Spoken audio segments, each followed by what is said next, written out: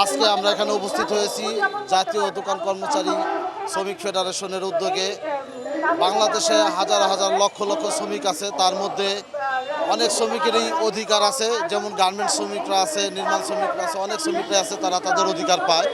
কিন্তু বিশেষ করে যারা দোকানের কর্মচারী, দোকানের শ্রমিক, তারা তাদের অধিকার থেকে বঞ্চিত থাকে। বিশেষ করে তাদের কোনো নির্দিষ্ট কর্মঘণ্টা নাই, তাদের আইডি কার্ড নাই, তারপরে তাদের জন্য ওইরকম কোনো সুযোগ সুবিধা নাই, বিশ্রামের কোনো ব্যবস্থা নাই, বসে বসে কাজ করার মতো কোনো ব্যবস্থা নাই।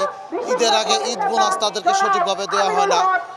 তো আজকে আমাদের এই বিক্ষোভ সমাবেশ থেকে বা আমাদের এই সভা থেকে আমরা জানাতে চাই, বলতে চাই, বাংলাদেশের মাননীয় সরকার প্রধান আছেন, তাদের কাছে আমাদের একটা আকুল আবেদন, যারা বাংলাদেশের এই অবহেলিত দোকান কর্মচারী শ্রমিকরা আছে, তাদেরকে যেন ঈদের আগে ঈদ বোনাস এবং সমস্ত বকেয়া বেতন সহ ওভারটাইম সহ প্রদান করা হয়।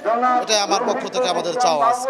আমরা আজকে এখানে এসেছি মূলত জাতীয় দোকান কর্মচারী ফেডারেশনের পক্ষ থেকে সারা দেশের 1 কোটি দোকান কর্মচারী শ্রমিকের ন্যায্য অধিকার আদায় এবং ঈদের আগে ঈদ বোনাস এবং অতিরিক্ত কাজের ওভারটাইম যথাসময়ে পরিশোধের জন্য